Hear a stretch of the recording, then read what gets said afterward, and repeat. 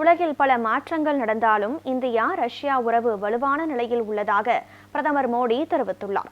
ரஷ்ய அதிபர் Putin India வந்துள்ள நிலையில் டெல்லியில் இந்தியா ரஷ்யா இடையே பல்வேறு புரிந்துணர்வு ஒப்பந்தங்கள் கையெழுத்தாகின. குறிப்பாக சுகாதாரம், துறைமுகம், கப்பல் போக்குவரத்து, விவசாயம், உரம், வரி விவகாரம் தொடர்பாக ஒப்பந்தம் கையெழுத்தானது. இதனைத் தொடர்ந்து பிரதமர் மோடி, ரஷ்ய அதிபர் புதின் ஆகியோர் கூட்டாக செய்தியாளர்களை சந்தித்து பேசினர். அப்போது பேசிய பிரதமர் மோடி, உலகில் பல மாற்றங்கள் நடந்தாலும் இந்தியா ரஷ்யா வலுவான நிலையில் உள்ளதாக பிரதமர் மோடி தெரிவித்துள்ளார். இதனைத் தொடர்ந்து பேசிய ரஷ்ய அதிபர் புதின், இந்தியாவின் வரவேற்பு மற்றும் உபசரிப்பிற்கு நன்றி என கூறினார்.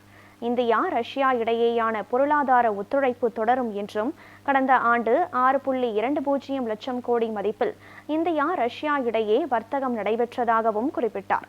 மிக நெருக்கமாக இணைந்து பணியாற்றுவோம் என்றும் தெரிவித்த புதின், அடுத்த ஆண்டு பிரிக்ஸ் மாநாட்டிற்கு தலைமை வகிக்கும் இந்தியாவிற்கு முழு ஆதரவளிப்பதாகவும் கூறினார்.